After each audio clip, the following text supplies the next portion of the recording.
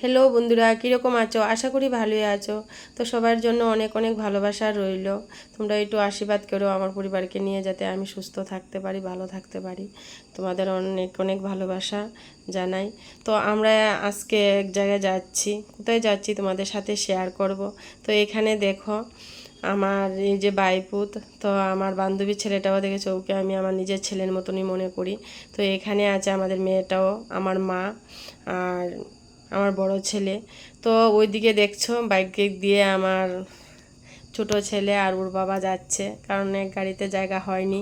তো আমরা কিন্তু চলে আসলাম দেখো জগন্নাথ বাড়িতে।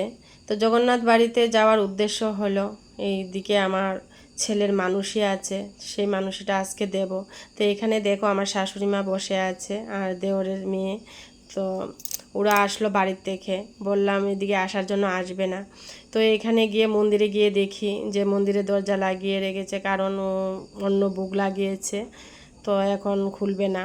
তো এখানে বুক আরতি গাচ্ছে, তো বুক আরতি হওয়ার পর এদিকে দরজা খোলা হবে। তো দেখো আমার ছেলে মানুষই ছিল ছোট সময়, যে ও ঠাম্মা করেছিল জগন্নাথ বাড়িতে ঘণ্টা দেবে। এত বছর পরে আজকে ভাগ্য হলো ওর মানুষটা দেওয়ার জন্য। তো তোমরা একটু ঠাকুরের কাছে প্রার্থনা করো যাতে ওর শরীরটা ভালো থাকে। ওর প্রায় সময় শরীর ভালো থাকে না, এর আগেও অ্যাক্সিডেন্ট করেছে। যাক, তো এখানে মহারাজজিকে নমস্কার করছি। এদিকে বুক আরতি হচ্ছে। তো আমরা এখান থেকে কিন্তু আমি আবার সাইড দিয়ে একজন মহারাজ আছে, উনির এই রুমে কিন্তু আমি কোনো দিন যাইনি, যদিও যাওয়া হয় তাড়াহুড়ার মধ্যে চলে আসি। তো আজকে একটু সময় হলো ঘুরে, তো মহারাজের রুমটাও দেখলাম।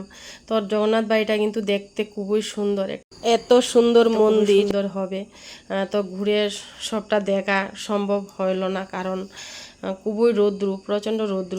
তো এদিক থেকে আমি লক্ষ্য করে দেখলাম ওরা দুইজন তো খুবই মিশে, আমার দুনো ছেলের সঙ্গে ও খুব তালমিল ভালো। তো ওরা না কি করছে, কলা পাতা দিচ্ছে গোমাতাকে খাওয়ার জন্য দাঁড়িয়ে দাঁড়িয়ে। তো ওদিক থেকে আমি একটু উঠালাম। তো এদিক থেকে চলে আসলাম আবার মন্দিরের সামনে, এখন দরজা খুলেছে মন্দিরের। তো দেখো এটা সৌভাগ্য ঠাকুরের দর্শন করা। তো আমাদেরও দর্শন হয়েছে, তোমাদেরকেও আমি দর্শন করাচ্ছি। তো এখানে দেখো সবাই নাম কীর্তন করছে। তো এদিক থেকে চলে আসলাম আবার চণ্ডামিত নেওয়ার জন্য, আর সবাই দেখো প্রণাম করছে। বুক আরতি শেষ হয়েছে। তো আমার ছোট ছেলেটাও কিন্তু দেখেছো তোমরা, নমস্কার করছে ও। এখানে দেখো আমার শাশুড়িও নমস্কার করে চণ্ডামিত নিচ্ছে। তো এদিক থেকে চলে আসলাম আমরা একটু প্রসাদ নেব, বুকের প্রসাদ। তো এখানে মন্দিরে বসেই প্রসাদ দেয় যারা বুকের টিকিট কাটে। তো আমরা বসে পড়লাম প্রসাদ নিতে। তো এদিকে প্রসাদ নেওয়া হয়ে গেল আমাদের, কিন্তু আমাদের জামাই আর শ্বশুর রয়ে গেল।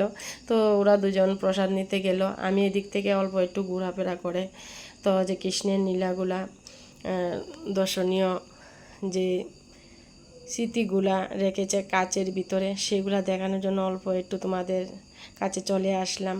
তো এদিকে চলে এসে যখন বসলাম, এত রৌদ্র গরম, তো একটা দেখো কি সুন্দর একটা বেবি।